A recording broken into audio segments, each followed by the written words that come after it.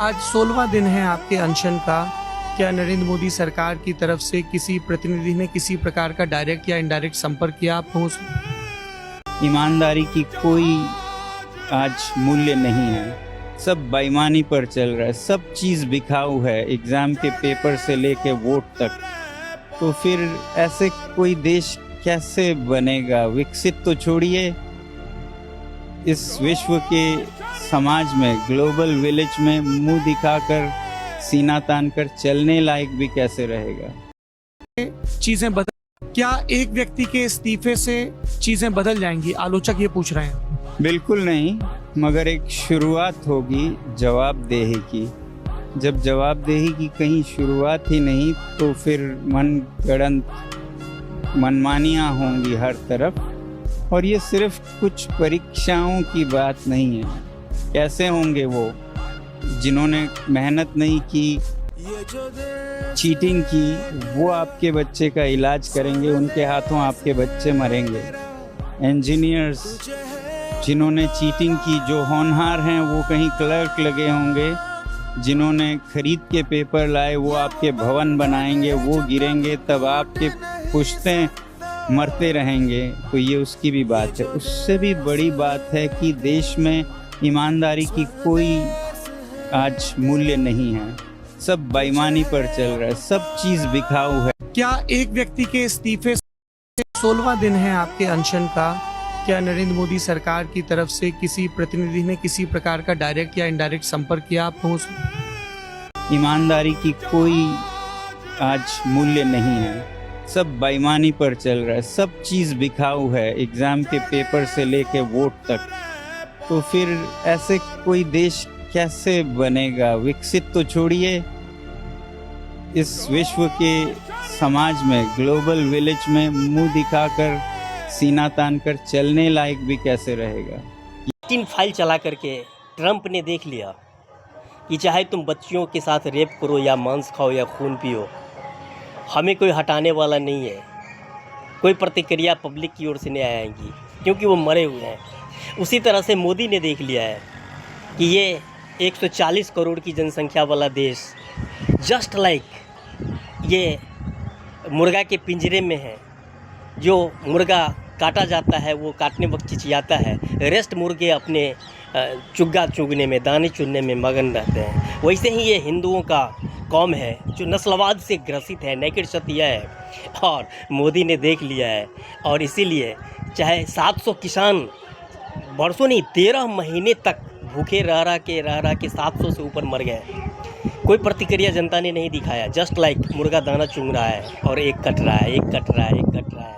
और वही चीज़ अभी देख लीजिए, आज 15, 16, 17, 18 दिनों से मेरा कॉकरोच जनता पार्टी का नवयुवक दीप के वो जंतर मंतर पर बैठा हुआ है, धरना पर बैठा हुआ है। उसके साथ महान शिक्षाविद और साइंटिस्ट वांगचुक भूख हड़ताल पर 9वां 10वां दिन हो रहा है, लेकिन देश के मुर्गे दाने चुग रहे हैं, उन्हें कोई प्रतिक्रिया नहीं हो रही। ऐसे ही राष्ट्र बार बार गुलाम बनते हैं, इतिहास यही है। आइए सब दुनिया के विकसित देशों में हमारी छवि परंपरागत कमोबेश अभी भी यही है, बहुत चीज़ बदला नहीं है। और हम अभी भी हिंदू मुस्लिम कह करके और एक दूसरे से नफरत करके, विज्ञान से दूर भाग करके, पाखंड और अंधविश्वासों का प्रचार करके विश्व गुरु बनने की कोशिश कर रहे हैं। यहाँ में जो नेगेटिव छवि है वो हमारी अभी भी कमोबेश वही है। चलिए उसको हम देख। नकारात्मक छवि है और वो ये है कि भारत अज्ञानियों, अंधविश्वासियों एवं मूर्खों का देश है। भिखमंगों, फकीरों, पाखंडियों एवं ठगों का देश है। बेईमान, क्लीब और कायरों का देश है। शक्तिहीन, एकताहीन, आदर्शहीन, चरित्रहीन, बिखरे हुए दिग्भ्रमित लोगों का देश है। पुरुषार्थहीन और तेजहीन, मात्र धारा की दिशा में ही बहने वाले मुर्दों का देश है। चंद रुपयों एवं तुच्छ स्वार्थों के खातिर बिकने वाले भ्रष्ट लोगों, गद्दार जयचंद्रों एवं मीर जाफरों का देश है। एक दूसरे का पैर खींचने वालों का देश है। देश हित से अधिक व्यक्तिगत स्वार्थों को तवज्जो देने वालों का देश है। अनंत एवं अनवरत अपमान सहते रहने फिर भी नहीं सुधरने वाले हेहर एवं थेत्थरों का देश है। सेखी बघारने एवं अपने मुंह मियां मिट्ठू बनने वालों का देश है। अधिकांश नपुंसक सियार सदृश बुद्धिजीवियों, भाट चारलों, चापलूसों एवं दलालों का देश है। कुछ जंगली जानवरों सदृश परंपरागत कुलीन जमींदारों एवं 85% दलित पिछड़ा रूपी कीड़े मकोड़ों का देश है। हो गैरत तो ले जाओ कि गैरत बेचता हूँ मैं। ओ निगाहें तो मिलाओ अदाए न दिखाओ, निगाहें तो मिलाओ अदाए न दिखाओ, निगाहें तो मिलाओ अदाए न दिखाओ, यहाँ न शर्माओ, कहो जी तुम क्या क्या खरीदोगे। ले जाओ, पूरा इंडिया सेल पर लगा हुआ है। वो दुनिया वालों, मोदी देश को बेच देगा ट्रंप को। और पता श्री हरिश्चंद्र का डरे न सत्य विचार। जी हाँ, उसी बुद्ध और गांधी के देश में आज हर चीज बिकती है, चरित्र बिकता है, देश बिकता है, और राम मंदिर में चढ़ाए गए हार और पादुकाएं बिकती है। यहाँ तक कि ट्रंप के सामने में मोदी जी पूरा देश बेच दिए हैं, कृषि बेच दिए हैं, व्यापार बेच दिए हैं, और इस देश की जनता के हितों को बेच दिए हैं। कहो जी तुम क्या क्या, सुनो जी तुम क्या क्या खरीदोगे। तो साल करेगा झंझी तुझे ठग मोदी मिल गया, तू क्या क्या करेगा झंझी तुझे ठग मोदी मिल गया। हाँ हाँ मोदी मिल गया, ठग मोदी मिल गया, तू क्या क्या करेगा झंझी तुझे ठग मोदी मिल गया, तू क्या क्या करेगा झंझी तुझे ठग मोदी मिल गया। जी हाँ, इसने देश को हिंदू मुस्लिम कह करके और अपने एकाध दोस्तों को सारा धन दे करके देश के 40 करोड़ युवाओं को और देश को, समाज को 1914 की स्थिति में पहुंचा दिया है। खरीदोगे, यहाँ तो हर चीज बिकती है, यहाँ तो चड्ढा चड्ढी बिकती है, कहो जी तुम क्या क्या खरीदोगे। जी हाँ, इसमें मैनेज होता है। चुनाव आयोग को कौन है, उसको तो खरीदा जा ही रहा है, हमारी न्यायपालिका को भी खरीदा जा रहा है। इतने बेशर्म हो गए हैं, और इसको कौन करेगा इस देश की जनता, जिसके बारे में यूरोप में बहुत अच्छी धारणा नहीं है।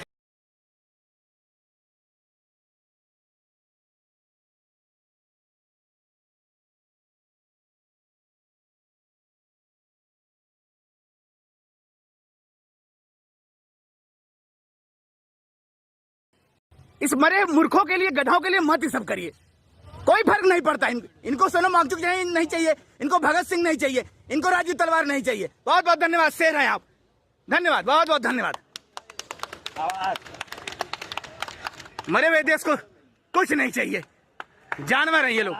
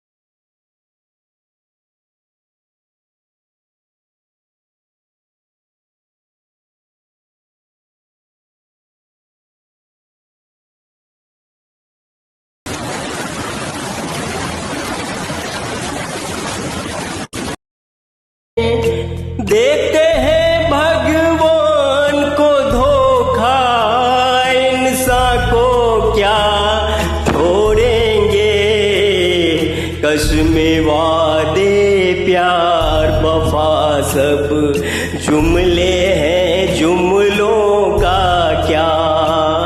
जैसा कि देखते तेरा अपना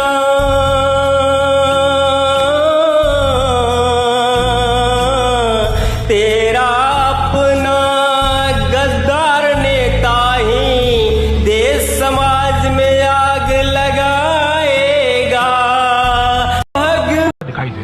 है असली चेहरा आपका? चाहते हैं कि जनता को नरेंद्र मोदी और अमित शाह का असली चेहरा दिखाई दे। क्या है असली चेहरा आपका? दिख तो रहा है चेहरा, इनका असली चेहरा, फेक चेहरा नहीं, असली एनकाउंटर होना चाहिए नरेंद्र मोदी और अमित शाह से। पीएम भी नहीं था, सीएम भी नहीं था, नेता भी नहीं था, जब मैं किसी पद पर नहीं था, उससे पहले भी मैं अमेरिका के करीब करीब 29 स्टेट्स में दौरा कर चुका था।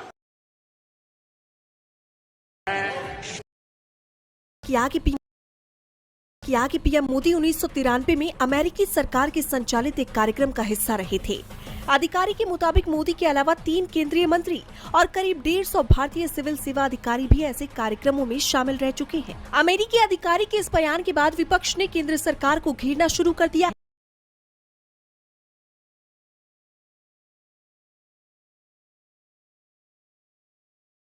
अमेरिकी दौरा 1993 में हुआ। इसके बाद उन्होंने अमेरिका के 3 दौरे किए। आखिरी अमेरिकी दौरा 1999 में हुआ, जहां उन्होंने कथित तौर पर ट्रेनिंग भी ली थी। ये ट्रेनिंग किस विषय में की थी, किसने दी, कहां दी, इस बारे में कोई जानकारी सार्वजनिक नहीं की गई। गौर है, भानु चीप के इस ट्वीट ने पीएम मोदी की मुश्किलें बढ़ा दी। क्या है अमेरिका के पास मोदी के बारे में जो उसने कठपुतली की तरह अपने इशारों पर मोदी को नचाया हुआ है? बात यह है कि इस दौरे पर ट्रेनिंग लेने के तुरंत बाद 2001 में रहस्यमयी तरीके से गुजरात के मुख्यमंत्री केशुभाई पटेल का इस्तीफा ले लिया गया, जो कि भाजपा को गुजरात में बहुमत दिलवा कर लाए थे, में जो उसने कठपुतली की तरह अपने इशारों पर मोदी को नचाया हुआ है। विपक्षी नेताओं का ये भी कहना है कि जरूर कुछ न कुछ ऐसा है जो अमेरिका ने पूरी दुनिया से छुपाया हुआ है। जरूर कोई न कोई फाइल है जो अमेरिकी सरकार या उनके खुफिया विभाग CIA के पास है। देखिए, सबसे पहली बात तो मैं कहना चाहूंगा कि भारतीय जनता पार्टी के कार्यकाल में लूट के रोज नए आयाम स्थापित हुए हैं। हमने यहाँ पर विधायक चोरी होते हुए देखे, सांसद लुटते हुए देखे, विपक्ष की पार्टियां लुटते हुए देखी, और तो और चुनाव भी लुटते हुए देख लिए हमने। और ये जो बच्चे बैठे हैं ना, इनका भविष्य भी लुटते हुए देखा हमने नीट और CBSE में। उसके बाद हमें लगा, अंजना जी, उसके बाद हमें लगा कि अब और क्या लूट लेंगे भाजपा वाले, जल जंगल जमीन सब तो लूट लिया, लेकिन भारतीय जनता पार्टी वालों ने हमें गलत साबित कर दिया। आज इन्होंने प्रभु राम को भी लूट लिया। और देखिए, राम मंदिर को आज भाजपा लूटत, राम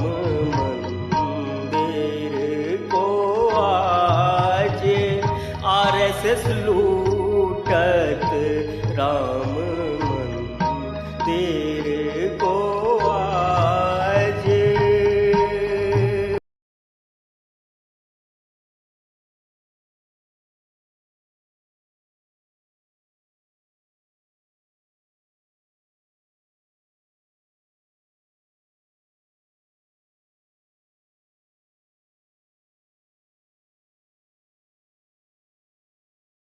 गजब हो गया, नीचे अलग ही खेल चल रहा है। राम मंदिर के नाम पर वोट मांगने वाले ही राम मंदिर में खेला करा दिए प्रभु।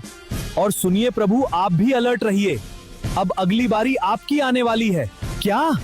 अब अगली बारी आपकी आने वाली है। क्या है? क्यों हनुमान, हमारी बारी क्यों? हमने क्या किया? प्रभु नीचे कह रहे हैं, अयोध्या तो झांकी है, काशी मथुरा बाकी है, फिर भी मंदिरों का ये हाल कैसे हो रहा है? प्रभु मुझे भी रैली में नचवा दिया था। और रुकिए प्रभु, मैं सीधे राम जी को फोन लगाता हूं, लीजिए, आप खुद ही बात कर लीजिए। अरे भोलेनाथ, यहाँ तो मेरे ही साथ भारी खेल हो गया, मैं खुद परेशान बैठा हूँ। आपको क्या बताऊं, यहाँ सब देखकर मेरा सिर घूम रहा है। अरे नंदी, नचा भी सकते हैं, पर किसी और ने सोशल मीडिया पे अगर मेरा नाम भी लिख दिया तो इनकी भावनाएं आहत हो जाती हैं। नाम जपना, पराया माल अपना। सब कुछ अपना ही तो है। के कारण इस देश की सामाजिक एकता को मजबूती प्रदान होती हो, उस गौ माता की हत्या पर पूर्ण प्रतिबंध लगाने के लिए एक कानून बनाया जाए, जिससे हम भारतीय संस्कृति के आधार को बचा सकें। हमारी माता है, जन्म जन्मांतर का नाता है। आज भारत दुनिया का दूसरा सबसे बड़ा वीट प्रोड्यूसर है। जय रघुनंदन जय सिया राम, जय रघुनंदन जय सिया राम। जी हाँ, राम नाम सोई जानिए जो रमता सबके भीतर, मोको कहाँ ढूंढे रे बंदे मैं तो तेरे पास में। एक्चुअली ये तुम्हारे ही आशा विश्वास आस्था और श्रद्धा का फलाफल है जो तुम्हें मिलता है। तुम ही दया के सागर प्रभु जी, तुम ही पालनहारे, चैन तुम्ही से पाएंगे बेकल मनवा साज सकारे।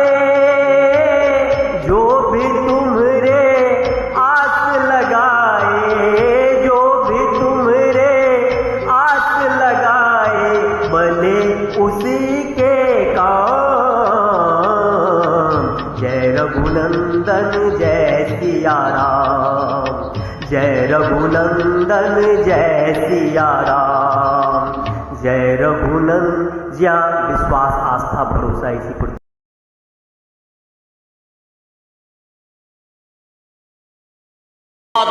दोस्तों, मुझे माँ ने बचपन में ही बताया था 9-10 की उम्र में कि तुम अलौकिक शक्ति संपन्न पुरुष हो। 9-10 की उम्र में ही बताया था कि तुम्हें बचपन में मुश्किल से 4 से 5 साल की उम्र में एक पागल सांड ने जब तुम्हें सैकड़ों नहीं हज़ारों की भीड़ के बीच में देख लिया तो तुम्हारे सामने में आके शांत हो गया सुन के, और सभी आदमी एकदम उंगली दबाए हुए थे कि अब कुचलेगा, अब मारेगा, लेकिन वो सुन के इसके बाद चला गया। उसी तरह से एक पगली जो गांव में हरहोर मचाए हुए थे, वो तुमको आकर के प्यार करके चली गई। तुम अलौकिक शक्ति संपन्न हो, और मुझे बचपन में ही पिताजी ने बताया है, बहुत दिव्य दृष्टि वाले लोगों ने कहा है कि ये भविष्य में देश और दुनिया मानवता के लिए बहुत बड़ा बड़ा काम करेगा। जिसका उम्र पार करने के बाद अपने की समीक्षा करता हूँ सफ़र की, तो देखता हूँ कि माँ ने जो कहा था वो बात एकदम 100% सही निकला कि तुम महाशक्ति का अवतार हो। क्योंकि मैंने अपने सफ़र में देखा कि जिस दुकान पर लोग ग्राहक नहीं जा रहे हैं वहाँ मैं चला जाता था तो ग्राहक लगातार आने लगते थे। जिस टेम्पो पर बैठ जाता था वो खाली था, लेकिन मेरे बैठने के बाद वो भर जाता था। जिस होटल में खाली था, खाना खाने के लिए चला जाता था, वहीं लोग भीड़ लगा देते थे। जिस बिजनेसमैन का काम नहीं चल रहा है उसके दुकान पर चला जाता था, उसका ग्राहक की संख्या लगातार बढ़ने लगती थी। कुछ लोग तो यहाँ तक बताए अपना अनुभव कि हम मेरा कठिन काम था, लेकिन जब जब मैंने आपको बचपन में चाहे कभी भी सफ़र में निकलते वक्त देख लिया तो मेरा जतरा बन गया और मेरा काम संपन्न हो गया। आप वाकई कुछ अलौकिक प्रतिभा संपन्न हो। ऐसा बाद में मैंने महसूस किया कि मैं देखता हूँ कि कुत्ते का झुंड, यहाँ तक कि पागल कुत्ते का झुंड या बिल्ली भौंकना छोड़ कर, कि एक्चुअली जब हम चनपटिया में थे तो चनपटिया में चिड़िया यानी चुरमुन्नी यानी गोरैया हमारे घर में आकर के न सिर्फ खोता बनाया और बच्चे दिए, बल्कि हमारे बेड पर, हमारे मच्छरदानी के ऊपर में आके सोती थी। और देखा है कि जिसने भी हम पर कुछ गलत किया या फिर गलत सोचा या फिर मारने की भी कोशिश की, मैंने देखा कि टोला से लेकर के, गांव से लेकर के ऑफिस तक, चाहे वो डीएम केपी रमैया हो, चाहे बड़ा बाबू तरुण जी हो, वो तो जेल गया डीएम केपी रमैया, और बड़ा बाबू को पत्नी बच्चे मार करके कुआं में डाल दिए। किसी को कैंसर हो गया, किसी का बेटा सल्फस खा के मर गया, किसी के शरीर में स्वतः आग लग गया, एंड सो ऑन। बड़ी मैं देश से गरीबी और गैर बराबरी खत्म कर दूंगा। सबको एक समान आधुनिक शिक्षा उपलब्ध कराऊंगा। देश और समाज में शांति सौहार्द स्थापित कर देशवासियों को अमीर बना दूंगा और भारत, पाकिस्तान, बांग्लादेश को पुनः एक कर महाशक्ति बना दूंगा, जिसे अमेरिका ब्लैकमेल या हुडआउट नहीं कर सकेगा, बल्कि वास्तविक विश्व गुरु बन जाने पर सलामी करेगा। जय हिंद। तो इससे आपके जीवन का दुख, दारिद्र्य और संकट घटेगा।